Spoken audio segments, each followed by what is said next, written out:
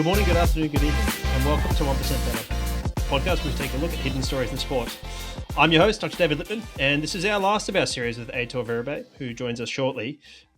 We call the Energy series. We've had a host of other episodes in this series, of course. We had our building a performance environment. We had energy expenditure and sort of looking at energy from that perspective. We had carbohydrates. We had lactate with a big announcement in there. And then we had, this is our fifth one. This is ketones. So ketones are sort of people should not be too surprised to hear that ketones are coming here, and people are no stranger to them or no stranger to the endurance world. They're used quite extensively, particularly in environments where Aitor has worked before. So Ineos cycling, for instance, they use quite extensively across that. Just a couple of things as we start up here. One thing to note is that there are different types of ketones, and generally the research is strongest and best for using the ketone monoesters. Now, lots of other things want to piggyback off this and pretend that all levels of ketosis are the same, and they're just certainly that's not what the research is bearing out at this stage. That may change, but at this stage, ketone monoesters are where most of the research is, and they will be labeled as such, KME or ketone monoester. Aside from that, generally you'll have other things, so often a salt, or you'll have we talk about butanediol in the episode as well, which is a precursor to ketones. Probably the best analogy to use there is codeine. So codeine is actually a precursor to morphine. So you take codeine and your body converts it to morphine. There are a certain group of people who don't have that enzyme, and so it does not work for them. And that's not the case for butanediol and turning into beta-hydroxybutyrate, but that is a good analogy to draw there to explain the difference between the two. The confusing part is that butanediol is half of the ketone monoester. So anyway, we get into that a little bit in the episode, but that is just a little bit upfront for people to understand and to be very clear about. Do want to thank our sponsors for the podcast. So the first one, Precision Fuel and Hydration. I actually just unboxed my new chews here. It's been a while since I've ordered some Precision because of my training, as regular listeners would know, but big fan of the chews. That is my favorite there, the mint and lemon. I've just bought some because I'm going to spend some days in the mountains. I generally use a chews when I'm going a bit slower. I'm going to start using a bit more of the carb-only drink. I find that to be, I've found that to be very nice flavor-wise, but certainly to work in better with some of my requirements in summer, given my increased sweat rate with some heat training. They are a loyal sponsor of the podcast. They've been with us since day one. We are users of them. That is proof, amongst other things. So we are very appreciative of their support. We do have a code for you. It is BETTER, all in capital letters, 2026. You can either do that or follow the link in our show notes, and that will get you 15% off your first order with Precision. So you can also use a fuel and hydration planner, which is linked in our show notes. That will get you to the fuel and hydration planner for them to basically give you a bit of an algorithm for what to have during your event, or book a call with their sports science team. Second of all, I wanted to shout out Stride, who have been supporting us. So Stride have been supporting us for quite a while now. We're into our second year with them, so we really do appreciate them. They just announced their Stride Assistant. So this may be confusing to people, but in effect, when you have a subscription for Stride, you get their adaptive training. Now, this changes to your needs based on your critical power, amongst other metrics. But then, in addition, the assistant sits on top of that and gives you a bit of interpretation. So day to day, week to week, you can adjust things a bit more. Goals can move around, and the assistant helps with all that. It also gives you better insights into some of the quality of the data where you may be less or more strong in things like running stress balance. So I think it's a huge upgrade. This is a really smart thing to build on top of a platform that is adaptive, just to help people to better adjust things day to day, week to week. So I think it's really smart from them. Stride have been sponsoring the pod, as I said, for over a year. I've been a user. I've actually got a set of chargers. Just got back from the mountains using my Strides there. I have a charger in the mountains now, which is great, and I have a charger here. I don't know that you really need it. Those things have lasted me probably 2 to 3 weeks at this stage, maybe more, given how little I'm running. Up to probably about 50 k's, 30 miles a week. So not a lot of running there, but certainly find them to work well in that respect. They been fun to experiment with on trail as well. So thanks to Stride for their sponsorship of the podcast, and of course the newest sponsor of the podcast, Nomio. So Nomio just joined the podcast. Our announcement was last week. I'm really excited to have them on board. So Nomio obviously make broccoli sprout shots there. So that is a rich source of ITC, as we explained on the last week's episode. We're going to go forward with a bit more content in terms of what ITC is, how this works, and all that. But Nomi have been sponsoring for a while, or we've been in talks with them to sponsor for a while, and I'm pretty bullish on this. As I mentioned last week in our announcement, I have written a newsletter on this, and that is linked in our show notes from last week. It'll also be linked in this episode if you're interested. show notes, and probably next week, the formal episode, not the bonus episode next week. So we do appreciate Nomio. Do go check them out. Follow the link in our show notes. That lets them know that you come from us. They are sponsoring a great deal of athletes, but interestingly, and perhaps most interestingly for me, it's the athletes that are not sponsored that I'm talking to who are using it. That's been the bit where I've started to really believe there's a lot of fire where I'm seeing the smoke. Of note, Petter Engdahl, who just did really well at the European Trail Championships, is one of their sponsored athletes. So he just did really well at the European Trail Championships over the weekend, which we are going to touch on Friday. So I won't go too much into it, but Petter is one of their athletes who I know personally and who has been using Nomio for quite a while. So we do appreciate Nomio's sponsor for the podcast. As I said, follow them. Other than that, it would be really appreciated. We do know there are a lot of listeners to this series, the bonus series, and we've had some really good feedback. So any more feedback is helpful. I have shared that with Aitor, and he's very appreciative of it and very excited about it, of course. But anything else or other things you can do are indeed to follow the podcast. If you aren't a follower, or if you've just come for this episode, please do follow the podcast. It does help us. Rate the podcast would be greatly appreciated.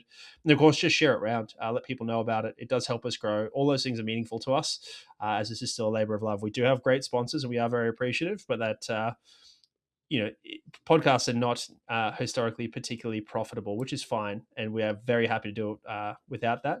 We're happy to cover our costs and make it a labor of love. But as a result, we would love you to subscribe to the podcast, share it widely, etc. Without any more delay, let's get to Aitor. Thank you so much again to him for his time and to you all for listening. Aitor Viribay is a global sports performance director at Salomon, a human performance consultant at Real Sociedad, co-founder and chief scientific officer at Lab to Field, co-founder and researcher at MedHub, and founder and director at Glute for Science. Aitor joins us again today in our final episode of the Energy series, so do go back and check the rest of them out. I think they're foundational to this one. We've talked about building performance environment, energy expenditure. We talked about carbohydrates. We've talked about lactate, and today we're talking about ketones. So perhaps the most controversial of the topics in general, in some respects, depending on who you talk to and how they view the world, I think. So I guess let's get started on it. Something we talked about with lactate, or we didn't talk about with lactate, you mentioned to me offline, and then I added it to the introduction, was endogenous versus exogenous as a starting point. And I think that's a good starting point to ketones here. Is let's talk about endogenous ketones, when they come, how they come, and then we can talk about exogenous from there. And again, just for the listeners, endogenous is body produces it. It's inherent to the body. Exogenous is we're supplementing it in. Yeah. Hello, David. Well, here we are. Hi, sorry. Sorry. Sorry about that. I'm jumping straight in. I've had too much coffee this morning. Perfect. My apologies, Aitor. Yeah. That's great. No, happy to be here again. And as you said, talking about ketones or lactate in terms of how we understand them, there are two sources of energy. Carbohydrate to some degree. Or even carbohydrates. You have to differentiate those endogenous and exogenous. So, we can use kind of similar terms. But excited to talk about this for what it represents, and also in my early days in cycling, I have been involved in different research and things like that on ketones. So I know you're also very keen and understanding how they work. So let's go. Yeah, so I guess maybe let's actually start with what are ketones, and how are they produced, and then we can go from there to endogenous. That's sort of the endogenous branch, and then we can go into exogenous. Yep. Okay. I find always hard to define these kind of wide things, but ketones is just a source of energy. Those are compounds that the body creates through different mechanisms that I consider them a source of energy that is used as a kind of last tool of the body when the body is starving, when glucose is not available, where there are different. We always talk about a metabolic environment. So ketones are produced from all the substrates, such as mostly fatty acids, and they are a source of energy that are used as a last kind of tool, last bullet, if you want to call it that way, for the body. Yeah, the way I have had to, because I've done a lot, chemistry is a weak point of mine, and thus biochemistry is a weak point of mine, and so I've spent a long time working on this to get my head around it from the ketone space. Because if you start to read the ketone research and you don't understand the chemistry, it gets very difficult very quickly. So the way I've had to simplify it to myself is uh, we have certain organs that require different fuel sources, right? That are very energy hungry. We've already talked about them with lactate, and to be honest, the same sort of transporters are used for lactate and ketones. So there's Yeah. very, very many similar pathways, which is why we've done the series in this order, right? So that's the first thing to realize. So we talked about in the lactate episode, we talked about the brain and the heart as key organs that use lactate. We also talked about the muscles, of course, and I think it's pretty similar with ketones there. And probably the biggest difference is, the biggest difference is that uh, ketones endogenously, or let's call it in physiology rather than pathophysiology, like type 1 diabetes, where we don't have insulin, but in people who are without, let's call it, I don't want to say without disease because that's a bit discriminatory, but like who do not have pathology. Yeah. In that context, when you have low insulin, and to be honest, in type 1 diabetes, it's just an emergency there because they don't produce any insulin. But in you or I, where we produce insulin, when we have low insulin, those fatty acids can get converted across to ketones to service the role of carbohydrates that we don't have, which is why we'd have low insulin, basically, is the way to think about this, at least as the way I understand it, right? And then they go cross the blood-brain barrier, fuel the heart, can be used by the muscles as well. Does it make sense in your That mind? makes sense. Yeah, chemistry is not definitely my strength point. I try to explain more Yeah. kind of an common way, but yeah, we always read right now and talk about ketosis, which is just the state when ketone bodies are created in endogenously to the body or by the body, and yeah, that state is exactly where ketone bodies are elevated in the body and are used through different organs, more with higher or lower affinity, and that's where we can talk about lactate or ketones. And there is always this battle on who goes first, depending on the metabolic environment or state. But yeah, that's exactly the way I would Yeah. define them. Yeah, and then when it comes to exogenous ketones, I guess they are from outside the body, and again, similar to lactate, as I understand it, the biggest challenge is delivery, right? So, and again, Absolutely. similar to lactate, there are salts. Yeah. Salts create a salt load, and that's its own problem. Of course, you can give precursors, not so much for lactate, but for ketones. So you can give MCT oil. Now, the warning I always give people with MCT oil is the primary use of MCT oil medically is for children with constipation. And that should tell you everything you need to know about the dangers of using too much MCT oil if you're not used to it.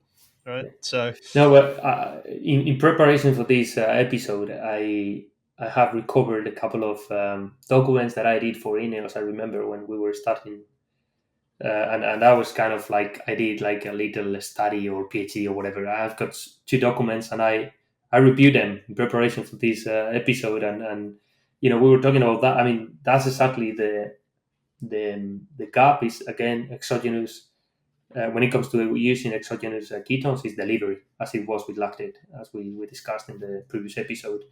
And yeah, you can find different forms, different ways to get those ketone bodies into the body, but that's what it defines really. The impact on the body of that supplementation. And I remember we had the ketone salts back in the day, in the days, and that was not very effective. It creates high osmotic load, and that's where exactly you said, David. That creates some secondary effects that are not desirable, and then we've got still some alcohols that are in the market, by the way, like the 1,3-butanediol and these kind of alcohols that are attached to certain ketone esters as well, and they are used to the liver. And then in 2012 or a little bit earlier than that, probably that big research on the famous Oxford ketone ester was kind of patented or invented, and that's what probably it allowed the exogenous ketone supplementation to be possible, and that's probably where it all started, and this kind of last 13, 14, 15 years of research and knowledge on mostly on performance, but also health space. yeah, and just to double click there's butane diol, which is sometimes called a ketone, which is actually not. It's a precursor, and it's actually an alcohol. Now, alcohol just is again a chemical term, but if you have high enough dosages of it, you can have mild intoxication effects, and it's certainly documented. There's some dizziness and some euphoria associated with some of these supplements. So it's a 1,3-butane-diol, but that is also the difficult part is that is a portion of the ketone ester, the ketone monoester that most people would know or talk about, because that is bound to a beta hydroxybutyrate molecule via a single ester bond, right? And so Yeah, that is why the terminology is there. Monoester being single ester bond, exactly. and that ester bond breaking has its own energy, and then you have the delivery of the butane-diol to the liver to become beta hydroxybutyrate, and you have a beta hydroxybutyrate molecule. So all those things Exactly. there, and the bulk of the research, as I understand it, has been done in the ketone monoester, as you sort of alluded Yeah, to there. correct. And I think, well, that's important to highlight here because there are different supplements out there or different references to even ketosis, but not all of them are, you know, they are not the same or as effective as the studies. So, I mean, that's where, as for example, maltodextrin or carbohydrate, it's just the carbohydrates, and normally you find them on the same form in all the studies. Of course, you have to check always the ratio or the amounts, but with ketone, exogenous keto supplementation, there is you have to be more cautious on that. You have to really go into the source of that study and check, what kind of ester it was used, because it makes a big difference, and that's something that we, maybe we can go a little bit further into what we did when we started with all this. But one of the main kind of goals was to identify what kind of ketone delivery could work, and the different effects, because as you said, some of the solutions, they also brought some kind of secondary effects that were not good for the body, for the athletes in this case. Yeah, and I think it's important to note there that, and I think one other thing I'd highlight to listeners is like we talked about the evolution of the research in carbohydrates. We sort of documented that pretty well from the '90s through to your paper, on 120 grams, and that was probably measured. That was what 30 years, I'd say, or thereabouts, in that Yeah, delivery in that timeline. And if you just talked about the ketone monoester development, was 2012 or thereabouts, it was ketone research is probably a little bit earlier than that, but let's charitably say 2000. We still got many years before we start to really understand these things, and the because of the delivery problems and because of the cost associated with them, particularly the monoester cost. To this point, it's been a lot harder to do the research, and there's been a lot less interest in the research, just because research is fun. Like if I want to go buy a bunch of maltodextrin, I could probably fund a whole study worth of maltodextrin personally, because it's hmm quite cheap versus a ketone monoester where you need a significant grant if you want big numbers. So yeah, I think that's it's an important point there. But I guess let's start off with like you're at Ineos, right? It's whatever year it is. I assume right around 2012, maybe a little bit later. And mm, you said like, "Hey, Aitor, should we use ketones?" Like, how did you go about that decision making process? And then I guess what were the outcomes for you? yeah. Well, I don't know if it's worth kind of talking about where it is coming from, as you said, because ketones, they were not invented in 2012. That was kind of a milestone because this way of delivering the ketone monoester was patented. But I was reading a little bit, back in, even I think when it was discovered that ketogenic diets could work for example, epilepsy, back in I think it was in 1920s, something like that. That's where the real knowledge around, I think that was in Mayo Clinic. I think some researchers Yep. from Mayo Clinic, and that's where it all started. Like the attention to this kind of source of energy started. So of course that has been kind of developed, and I think the original idea behind using ketone monoesters or ketone exogenous supplementation, it was mostly to special forces on the military, where they were exposed to super long kind of starving periods, and low availability on energy and all that. So I think, or I personally, I find it very useful to understand where is this coming from starting. I think there was a previous study back in in 1925, 28, something like that, where a researcher, he explored on his body how a low carbohydrate, like only protein and only the kind of fats, what kind of effect that could have. And I find interesting always to understand where is this coming from understanding something as a endogenous source of energy for certain periods, starvation, for example, or certain pathologies like epilepsy, and that how after 100 years we end up with a potential solution to provide that exogenously to promote whatever performance, health, or whatever it is. So yeah, I could say, particularly Ineos, and I think it is public to say that British cycling was involved in somehow Yep. developing these solutions. So yeah, when I arrived there was already, they were kind of using it, and there was a very hot discussion with, my previous the one who was on my role was Javier Gonzalez. Javier Gonzalez is one of the best researchers in the world in metabolism, and he was already studying ketones. So we learned together a little bit on that, and we, I think some of his research was part of how internally at the team things were being done, and there were other teams also working on using ketones, and that also created some controversy, because they are not banned, but they were kind of ethically under the scope, let's say. So yeah, that was as all new things, that was a process. But basically, we started from, and I've been always very keen, always on understanding everything from the metabolic angle, as we do with lactate, with exogenous lactate. If we only look at the evidence, we're never gonna progress because the evidence is very limited Well, in the case of that's exogenous not lactate. that's not where elite sport exists. Elite Exactly, elite sport is directing the evidence a lot of the time. It's exactly. directing the researchers as to where to go. Exactly, and the ketones, it was the same. So I started by, you know, uh, learning how ketones they work, and what kind of scenarios, and then what kind of effect do we need just to make that exogenous supplementation work. So yeah, we let's say we did a lot of research, and we did a lot of trials as well, and we ended up with a protocol that I think we have discussed several times.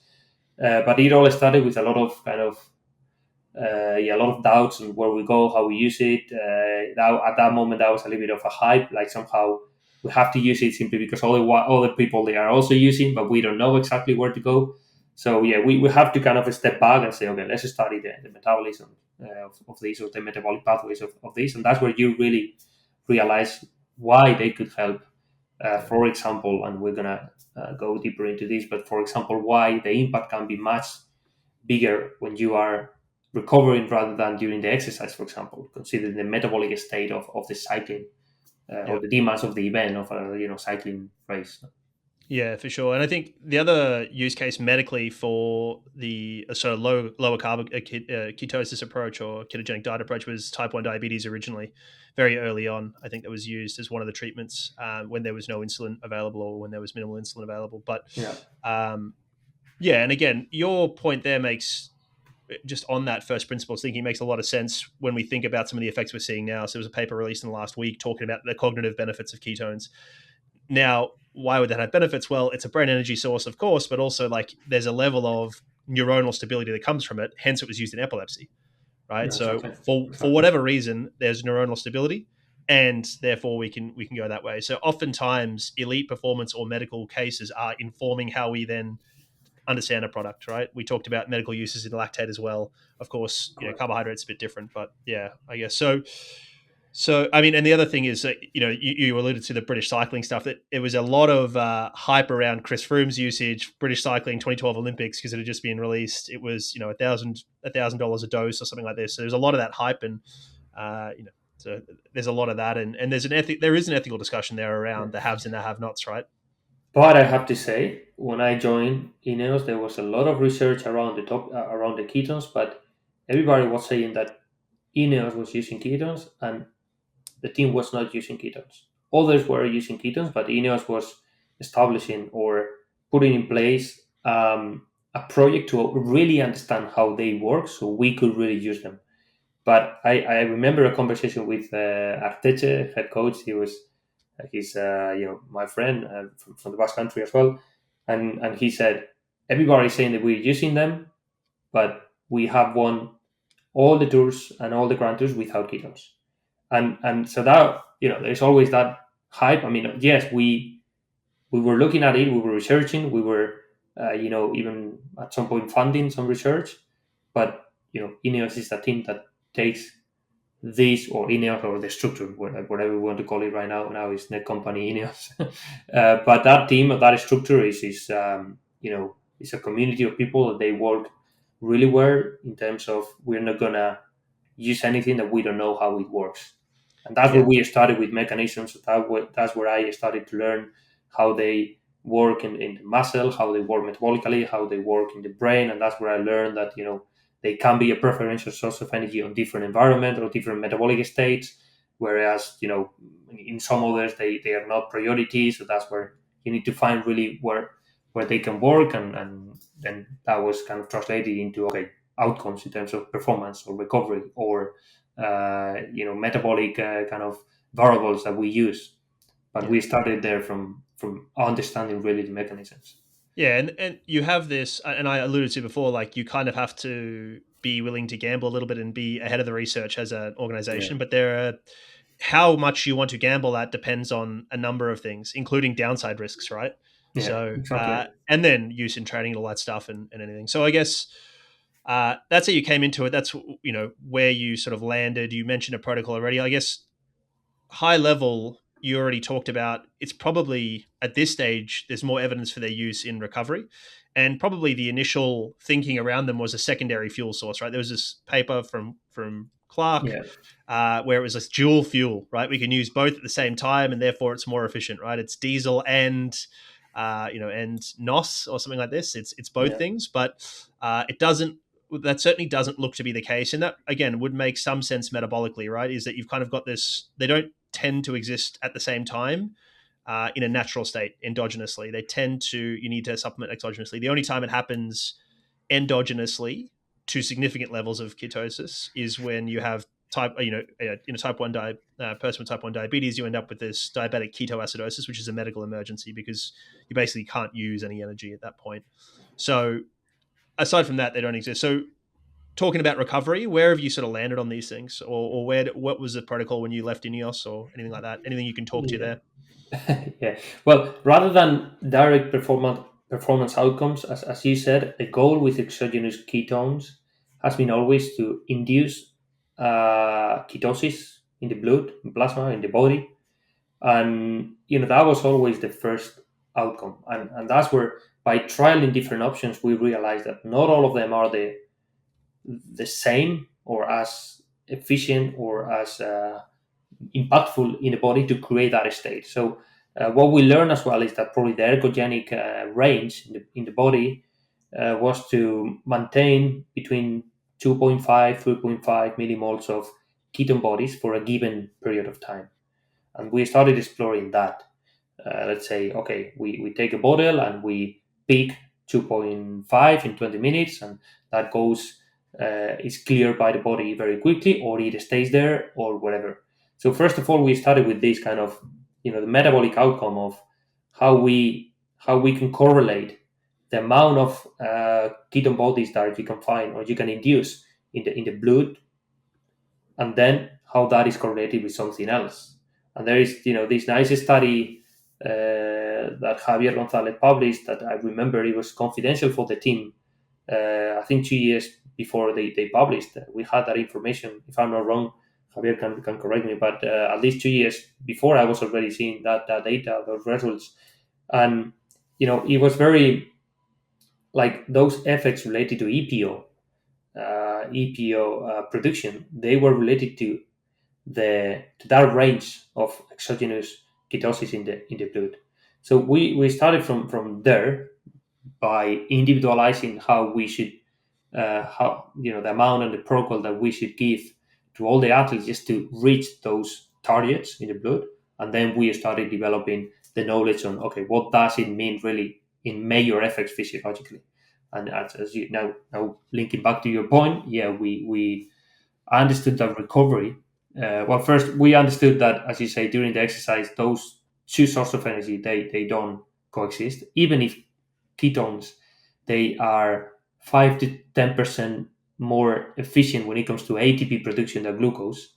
when you are exercising and there is glucose available and there is lactate available, the ketone is not transported into the the target tissues, let's say the muscle, to be used. So of course it goes somewhere else. I don't know where. It can be potentially the brain, which I don't think, because there is a lot of lactate as well.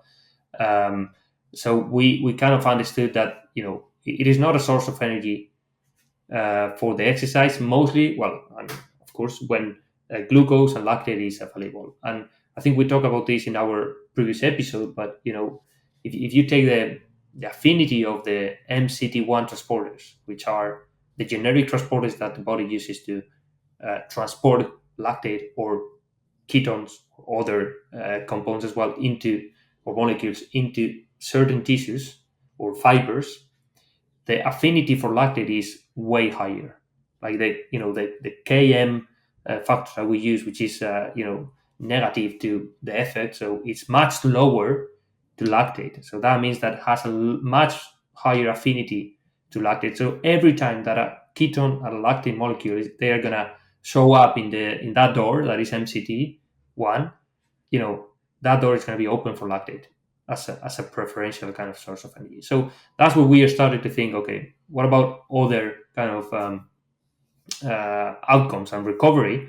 It was suggested, and we also took some data, and we learned that continuous ketone or exogenous ketosis, induced exogenous ketosis, could lead to better recovery, nervous system modulation, muscle damage potentially modulation, and that was where we started.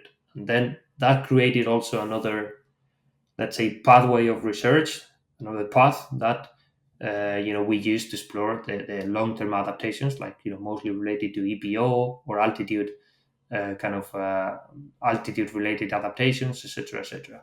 But that's the journey we did. We from metabolic understanding to, okay, can they really help during the exercise? And we try different protocols in classics, and it can be in a scenario where they can give you something, maybe a little bit of at least extra energy or something.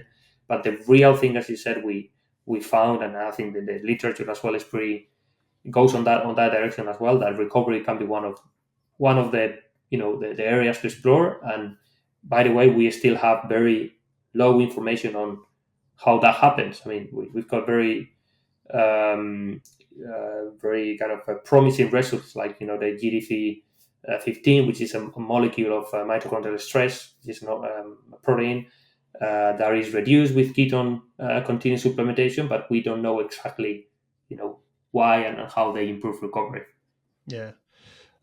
One thing I don't want to say I'm pushing back, but a difference in understanding, like my understanding, if we're using ketones during, is it's not that they're not used. That would be, if they just sat around, that'd actually be okay. The Yeah, problem is they can drop glucose a little bit, and they can, when you talk to people who've used them at a higher intensity, they seem to create like a bit of a restrictor cap that you can't actually access at higher gear. And when you look at some of the research in the, say, 10K time trial on a run, or a sort of 30-minute time trial on a bike, they often blunt that sort of top end. So I think they are used somewhere. The question is just, what else are they doing? And it does look like they're perhaps maybe stop some of that glycolytic pathway or blunt some of that glycolytic pathway to then limit some of our top end. The one thing that is a thought is, and I still know some of the cycling teams are using them in the classics, is like a Milan San Remo, where it's I wouldn't say soft pedaling, but relatively easy for a very long time until it isn't. And they sort of yeah, seem to use them a little bit earlier, and then take a more carbohydrate heavy approach later. yeah, But at the same time, I've also seen guys eating bicarb on the bike. yeah, So like the pro peloton's a very unique situation where we should be looking at it, because it's, you guys do an amazing job from a science perspective and a data driven perspective. But at the same time, the generalizability of that, even from a practical standpoint, to the everyman athlete just isn't there. yeah. No, and there are a lot of practices that are being done just to try, or just related to the Yep. subjective kind of placebo effect, or whatever. Yep. That doesn't mean that they are effective. So yeah, something that probably science gives some more clarity on that. Yep. But yeah, there, for me, that's also the point. Like, of course, you take ketones when you are riding zone 2 or zone 3 or whatever. They can be used as an energy source, or they can be converted into something else. But there are some studies also showing that they can compromise performance, especially Yep. high intensity through, Yep. exactly as you said, not, let's say, not cooperating the right way with glucose and lactate and Yep. glycolytic pathways.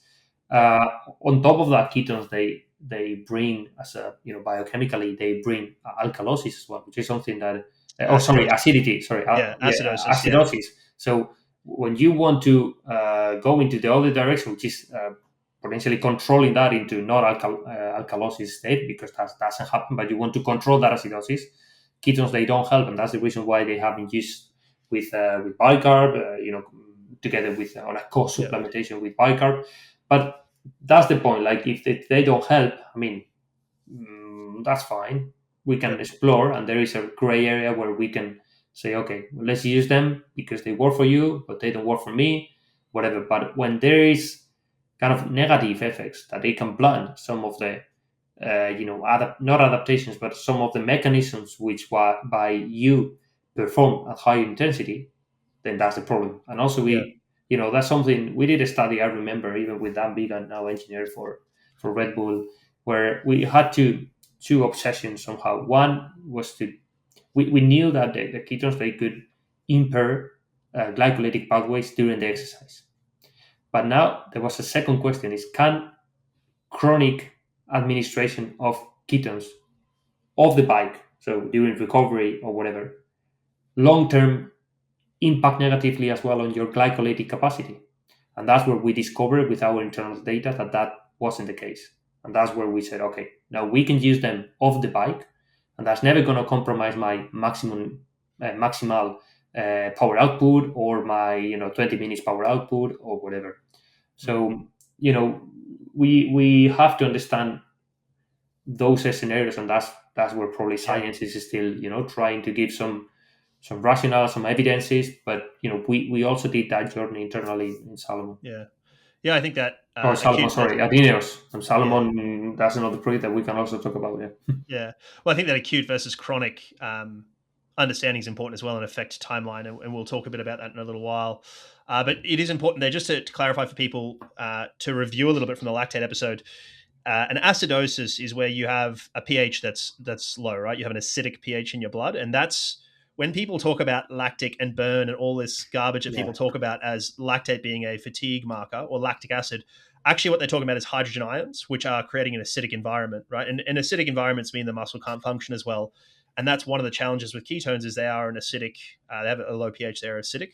And so you're talking about, some of the research suggests that some of the top end may be preserved, maybe, if we are co-ingesting with bicarb, because that, again, bicarb is an alkali, so it buffers. It's a base. It buffers the Yeah. acid. So, but let's get on to some stuff. So one of the things you've touched on, and listeners have probably had their ears pricked, and they're screaming at me, like, you talked about EPO here, and there is some research showing that if we're using chronic supplementation, there's acute and some chronic stuff around EPO concentrations going Yeah. up in the use of ketones. Is that what you guys were seeing as well, from the sounds of things? Yeah, and that's, that was, I remember that first study again, because we had that data before it was published, where exogenous ketone supplementation was somehow correlated with a higher EPO signaling or production, which doesn't mean that it's going to be converted into major physiological adaptations related to altitude, red blood cells or whatever. But at least that EPO was kind of promoted, or promoted, let's say. So Yeah. that was, I mean, as soon as you see that, of course, you start thinking, oh, okay, if there is more EPO, what that can bring into the body. And I think, that helped everybody. And that's the reason why probably right now ketones are used during altitude training camps, probably to promote that EPO release, but also because there were some previous studies, and those studies are being kind of confirmed right now, which is that ketones, they help controlling or reducing the internal load of an athlete. Okay, so if you put together the potential EPO, signaling on the EPO production, which that was exactly the paper, and there's some other papers kind of confirming those results, plus the impact on controlling the internal load of an athlete, you get that kind of combo. And everything that you do in a altitude camp is to push yourself to the limit, plus on a environment that requires a lot of EPO production, to not only to create adaptations. That's another effect. It's just to survive that environment. So you basically create more oxygen capacity or oxygen transporting capacity, and that's what brought us as well a lot of debate into when should we use ketones or chronic administration of ketones. And we arrived at this conclusion that if you use ketones continuously when your body is not on the limit, probably the impact of that supplementation is going to be reduced. Whereas if you use them when you're nailing everything, carbohydrates, your energy intake, etc., and then you bring your body to another extreme, which can be altitude training camp in preparation for the Tour de France or Giro d'Italia or whatever, that's where really ketones, they can make that extra difference of controlling the internal load, plus potentially promoting, which is still something that we don't know, altitude adaptations. Yeah. So just a couple of clarifications there for folks. So we talked about in our performance environment episode, our first episode, and then certainly in our energy expenditure episode, we talked about this concept of allostatic load or total stress on the body and trying to limit that. And your suggestion here is that internal load is basically reducing stress on the system. Is a way to think about it. So ketones help the body cope with stress in that context that you mentioned there. Correct. And the other thing, just with EPO for listeners, EPO is a bit of a dirty word in the world of endurance. So EPO stands for erythropoietin. It's a hormone released from the kidneys. The original use cases of synthetic EPO were for people with kidney failure because they couldn't produce it. Therefore, they were having low red blood cells, which means they had a low exercise capacity, which is the worst thing for chronic kidney disease because you actually need to exercise. Then, of course, EPO being the hormone that increases red blood cells is a key. It's an easy, one is to, straight line towards, hey, more red blood cells, more oxygen, I can exercise better, right? So all of those things are true. The one thing to note, again, is endogenous versus exogenous, right? So when you're taking, exogenous EPO, that is banned, but we are producing EPO at all times. Exercise will increase EPO production as well, as will altitude, right? This is why we do it, as will, to some degree, heat, although heat's via a slightly different mechanism, right? And then we're saying here, ketone use in that context may augment that response or increase it. And again, if we looked at baseline, somebody who doesn't exercise, they would have a certain level of EPO. If they exercise, that would be slightly higher. Altitude would be higher again. Perhaps ketones on top of that is higher again. But magnitudes higher than that is what we're talking about when we are doping with EPO. So I think, that context is lost probably at the level of the UCI and certainly in the, perhaps in some people's minds as well. So no, that's an important note. I mean, we are not talking about, well, definitely not on that bond space, of yeah, which is not only that the EPO, exogenous EPO is banned, but also the administration of that. I mean, yeah, you cannot drink EPO. It's just like something yeah, you inject yeah, or you manipulate through the blood. That's not definitely the scope. We're just talking about how you bypass certain barriers is to promote more endogenous EPO, which is similar to what we were discussing with exogenous lactate. So yeah, with by using exogenous ketone supplementation, it's reported that EPO, endogenous EPO, can be stimulated. yeah. And of course, that doesn't mean, because there is no evidence yet, that can create more, red blood cells or more oxygen transportation capacity. But that kind of important signaling molecule that is EPO, it is there and is promoted through exogenous ketone supplementation, and that also creates, because there are all other mechanisms linked to ketones, which is angiogenesis, blood flow, improving blood flow, etc. All that, in my opinion, is part of that package. That is how exogenous ketone supplementation might promote different adaptations, which if we go to that example of World Tour athletes, World Tour bike riders, where they explore everything and they optimize everything. Of course, that can be the difference between winning some watts or some seconds and not doing it. Yeah. Yeah, especially during and this is the other thing, is like during a world tour, you're so on your limit. Like we're talking about training Exactly. here and the adaptation prior to a world tour, but like once you're in a world tour, you're doing everything to try and stay on the bike there, right? Yeah. It's so brutal, particularly the third week. So I think that's helpful context as well. But one of the other things you mentioned, sort of, and some of my understanding around ketones, and I'd love you to speak to this, particularly in the context of like borderline overreaching, which is kind of where we're at with an altitude camp, right? So we're not talking about full blown overtraining where we overcooked it, but we're trying to go beyond normal and induce more stress so that we come back stronger. So it's sort of overreaching picture.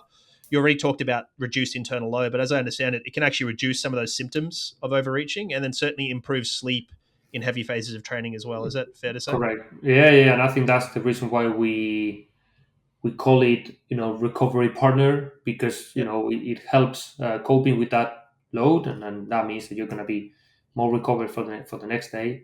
So yeah, I love this original study by, I think it was Bakal Academy, with I'm not going to pronounce the surname properly, but Poffe, I think is pronounced. Yeah. And when Heel they Poffer. Yeah. exactly, yeah, and they, well, there is this molecule that is, GDP 15, which is fascinating one, that is very linked to, the mitochondrial stress and how the mitochondria, or the energy kind of sensing of the body, that is Mm. very interesting. And I think they were super smart to look into that molecule, and they saw that, ketone supplementation could control that molecule better than, the placebo supplementation. And that, I think that put kind of ketone supplementation on that map of recovery, because, there is a very sensible molecule to energy and to mitochondrial capacity, which is essentially how you're adapting from endurance exercise, or how you're coping with energy transformation in the body. We talked this back in, in our first or second episode.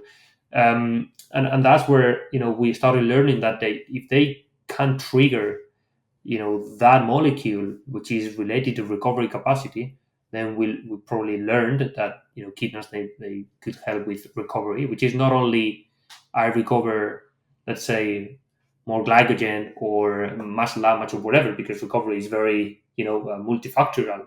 But as you said, it's just, it could promote sleeping, or sleep patterns or sleep quality. It could help with, when you have big muscle damage in the body, where insulin sensitivity is broken in that cell. That's where ketones, they can really work as a, they probably go into those fibers, and they recover, or they satisfy the demands of that, the energetic demands of the side of the body. They could definitely, as we were talking about, like control the nervous system when it's extremely tired, and they can modulate the internal load. So, it's just that whole kind of picture of recovery. It's not only, yeah, they are energy, and, you provide more calories. No, it's something else, and that's what probably the science is trying to kind Yeah. of understand. I know certainly there's been some research again to augment the recovery picture. Like Brendan Egan's another big research from the space, and he showed Mhm. some rehydration benefits with ketones. So you had less urination when you're sort Yeah, of rehydrating using ketones. Then the aforementioned Javier Gonzalez had a recent paper on glycogen resynthesis, and it looks like there's increased glycogen resynthesis with ketones, which again, you have a secondary energy source. So the body will divert carbohydrates to be stored. Hey, we don't need these, right? exactly. It all kind of, I don't like saying it makes sense, and a naturalistic answer is never a good way to go. But when there's physiological plausibility, I think it bolsters some of our what could otherwise be a conspurious finding, not because the science is bad, but because you can only sample so many people. Yeah, So no, correct. one thing I wanted to ask you about, you mentioned doing some of the initial testing with Ineos, finding a nice window of like a band of like a target band of ketosis to hit. Did you see, and you talked about the effect length there, right? Did you Yeah, see different phenotypes that people metabolize these things differently in those absolutely. cases? Yes, absolutely. Yes, and that's the reason why we were individualizing the protocols to the athlete, and that was kind of a trial error process, in terms of, okay, we know with whoever, we need 2 bottles just to keep this amount of, ketone concentration in the blood for 2.5, 3 hours.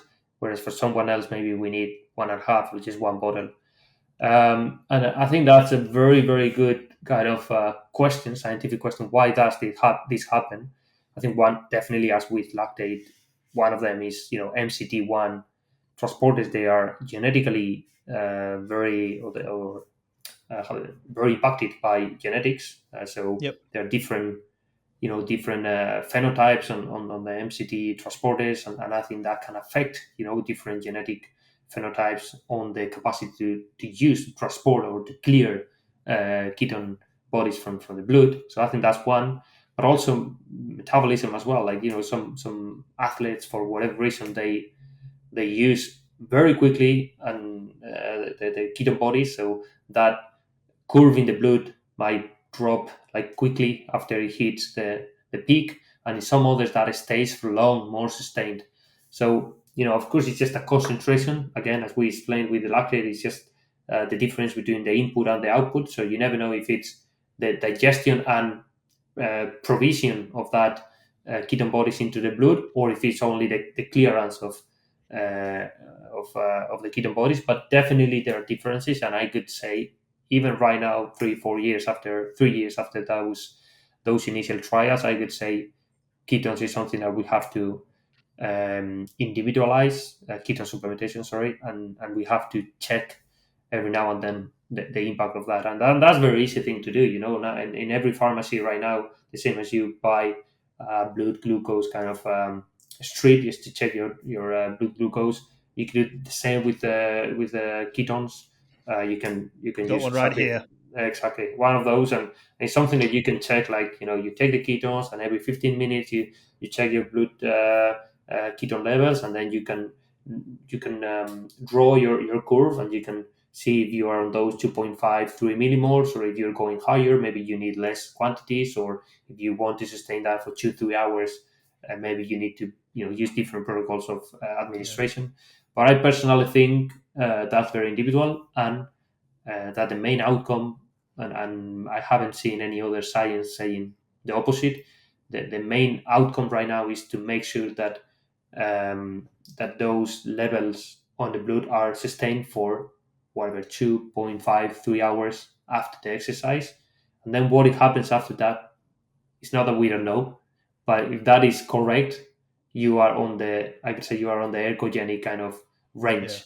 And It's yeah, there are prob- different options in the market as well. Some of them they don't reach that target. Some of them they go too fast. I don't know. It's just like, for me, we know that that's always, and the studies they show that some effects happen when that range is hit, and that's, I could say, that's the most kind of safe option right now, is to hit that target in the blood, 2.5, 3.5, up to 4 millimoles, and sustain it.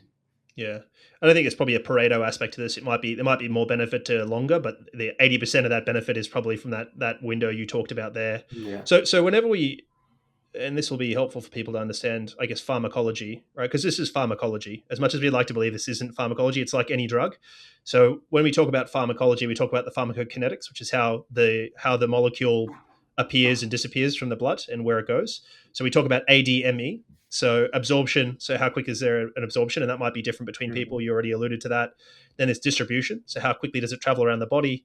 Then there's metabolism, so how quickly is it used, and then excretion. yeah, Right now, excretion is not really relevant in the ketone space because we'll generally metabolize it all and we won't excrete much, unless it's really high levels. And then with endogenous ketosis, you do have a level of excretion at least acutely, yeah, which is why you can use urine sticks to measure it. But yeah, so I think there's differences there. There's probably a fiber typing aspect to this, and cyclists are more similar than they are different in their fiber types. But at the same time, there are differences between sprinters and sort of GC riders or something like this. And we tend to dose. You've talked about bottles already, and I guess for context, we're talking about basically 25 to 30 grams of ketone yeah, monoester in that context. That should probably, and some of the research uses those dosages, and some of them uses a dosage per body weight. And again, most adult males are in probably a narrow band that dosing per body weight doesn't make a huge difference, but there is some yeah, differences here in these cyclists, right? Mathieu van der Poel is closer to sort of 70 something kilos, and some of the GC riders are probably closer to 50 or high 50s, right? So you're talking about a fair difference there in terms of body weight, which could be another variable in this context. So we talked about that dosing there. So most of the dosing protocols, and correct me if I'm wrong, they generally do a bottle kind of straight after exercise, then a bottle at 4 hours, and then a bottle before sleep. Is kind of how they're doing it. So you're talking about 25 to 30 grams in those three contexts, which will obviously depend on when that training is as well, right? Because a bottle before Yeah. sleep makes tons of sense if sleep is that night and you're at altitude, and if you train in the morning. But if that second bottle, if you train in the afternoon for some reason, you may not need a third bottle there because the second bottle might fulfill that role. Is that your understanding of the sort of dosing at the moment? Yeah, but simply because that's probably what is being used in science. I mean, that doesn't mean that probably is the best protocol that we know for the moment. That's the one that has been related to the effects that are reported. Yep. Uh, but yeah, I've been, and this is not something that I can say right now that I know, but I'm guessing also that on a kind of cycling environment where you're racing the Tour de France, I think that recovery window might be even more important than the pre-bed kind of Yeah. dose. Um, but yeah, the protocol that mostly related or mostly focused on recovery. That's exactly what you described. Again, I think the protocol is going to be established by the body's capacity to keep that range in the blood of ketone bodies that are Yeah. exogenously supplied or provided. So that protocol might change. Some of the learnings that we had is that some of them we used to have like 3 hours of that was the target, like 3 hours. And I could say right now, if I'm working with any other athlete, I could say we've got 3 hours of post exercise or recovery phase where we really want to keep those ketone levels, high in the blood. You can take two bottles, minute zero, and then in 60 minutes or 90 minutes, or that can be completely different depending on your capacity to uh, appearance and clearance in the Yeah. blood. So yeah, generic protocol, I think, is exactly what you described, but for me there are very differences individually that you have to consider because that protocol can change depending on your capacity to handle the ketone bodies in the body. Yeah. Yeah. Yeah. That makes complete sense. So, um, did you ever use? This is something I've certainly asked some people, and I've certainly talked to some elite athletes who are using it this way. But did you ever use it in fasted training at all, or is it something that you guys avoided because or did you just do no fasted training in general? No, we haven't explored that. So no, I honestly cannot Yeah. give you an answer to that. But also because mostly we were not doing a lot of fasting training in other Yep. contexts, like for example ultra running or like very kind of high endurance um, events. Then probably I could recommend them maybe. But Yep. in cycling right now, it's just like it's another sport. Yeah. It's not Yeah. that's not the target. Yeah. Yeah, and I think in that context, Brendan Egan released a paper looking at running economy and actually showed Mm. improvement with ketones only, so not Yeah. co-ingestion with carbohydrates Yeah. in running. And it's certainly something I've felt using a few of them when I'm running. Yeah, you certainly have a lower RPE for the same sort of internal load, or a lower internal load for the same RPE at the similar paces. So But um, that's essentially, I mean, that's the metabolic state, and we always talk about that. Like we talked on lactate, exogenous lactate, that it can yep, have this dual behavior that it yep, can promote something at low intensities and promote the opposite at high intensities, simply because the rules of low intensity versus high intensity are different. So ketones, and I said, they are more efficient. They are most efficient fuel when oxygen is available because they provide 5 to 10% more ATP per oxygen than glucose.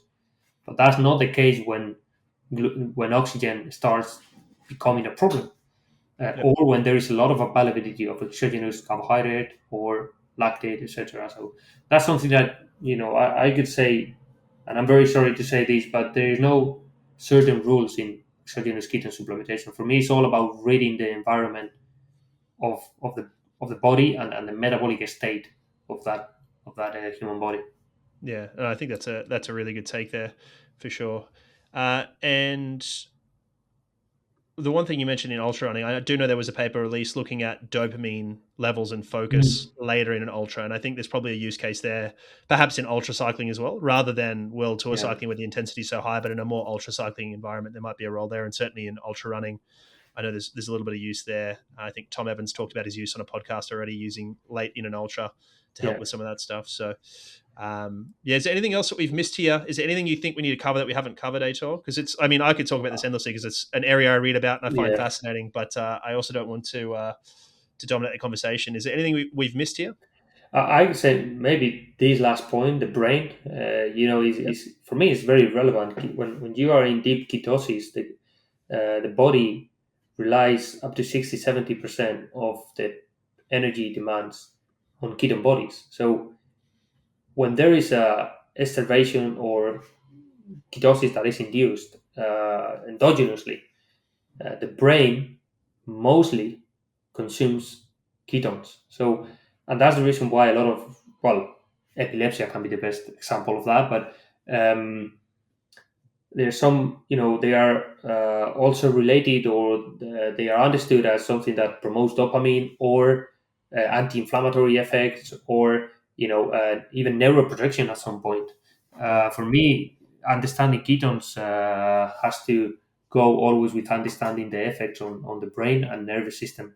And again, that comes back to the metabolic state. So as you said, when you're running an ultra race and you have, let's say, we agreed on previous episodes that the durability is a matter of a nervous system activation, so about the command.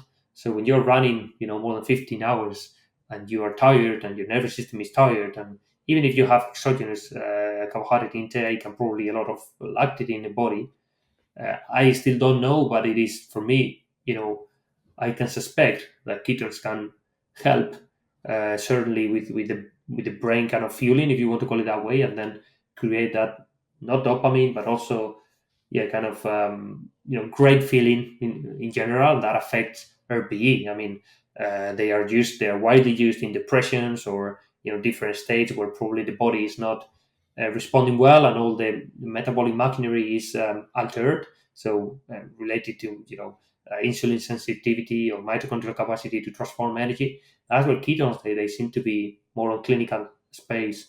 Pretty interesting. And I think you could, as the brain is definitely, you cannot understand the brain isolatedly. It's part of performance and part of how you recover.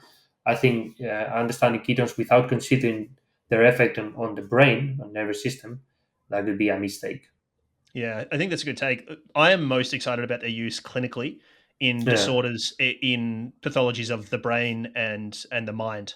And I yeah, use the two terms. Like the brain is a an organ structure, so we're talking about organic diseases like Parkinson's, Alzheimer's, these sort of diseases, right? Then there's diseases that are more to do with the mind, and it's not to say the brain isn't involved, but the way we understand it is that mental health disorders, so depression, yeah. those sort of things.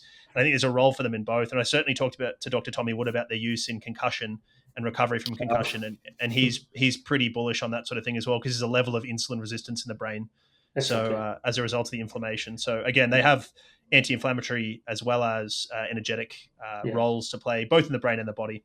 Yeah, no, but I mean, and that's another thing that we were leaving in the table, which is concussion. What happens when your brain has a, let's say, traumatic injury, and the capacity of the brain to, so that brain that is injured, those cells, they need a lot of energy to recover. Of course, the energetic demands, they go, skyrocket, and they, but those cells, they cannot process, or they cannot take glucose or lactate, yeah, maybe, but glucose maybe because those membranes are broken, or because the insulin sensitivity is altered.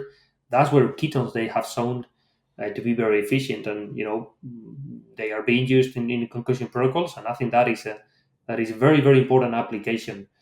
But I think you get a key take from me here is when I understood that ketones, they can help when there is the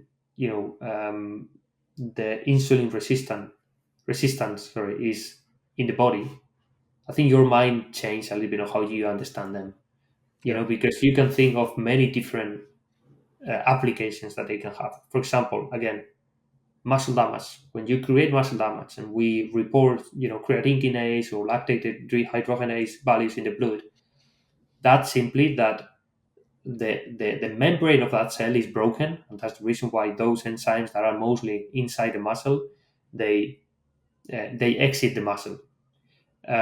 When a membrane is broken, you can imagine all the transporters that are on that membrane, they're gone. So that, if you cannot use those transporters and that membrane is broken, that creates insulin resistance, and that's where ketones they can help, and they can go in and they can meet the demands of that energy that is of that the energy demands of that cell that is begging for help. Like, I need energy because I need to recover, and that can be the same in the brain. Or I don't know. I was thinking the other day, when you feel sick and you feel weak, you've got a flu or whatever. We know that is acute insulin resistance. So the reason why you feel tired and your muscles feel, awful, that you cannot even wake up, that's because there is an acutely induced insulin resistance in the cell. So one of my reflections is, could ketones help promoting that? Could ketones help meeting the energy demands that your muscle or your body needs when you are sick, because simply the immune system is taking all the glucose and all the lactate as a preferential mechanism. So I think, again, just by understanding what is behind ketones in terms of mechanisms, I think that gives you a lot of how I say that, like, you can follow the smell a little bit, the Yeah. path, Yeah, for sure. to understand really how and when to use them. Yeah, and I think that speaks to then metabolic health aspects as well, right? And we have increasingly worse metabolic health in society. But I think we've done a great job there, Aitor. I really appreciate your time. Thank you for coming on for the series. I'd encourage people to go follow you along, see what you're doing. I mean, you're a great follow on X, formerly known as Twitter. Lots of content there on lactate. There's certainly worthwhile following on Instagram as well. Of course, you co-post a lot of stuff there. But just wanted to thank you publicly for all this, and thanks for all the learning. I learn a lot from you. Whenever we engage, it's good. So I really appreciate your time and all you've given us at the podcast. Well, I can say the same, David. Thank you for this space, and it was a challenge, especially in English. It's not always easy to express if you're not native, but yeah, it's been a good experience, and looking forward to next episodes or next opportunities. Yeah, always. You're always welcome back anytime you want. Thanks so much, Aitor. Thank you.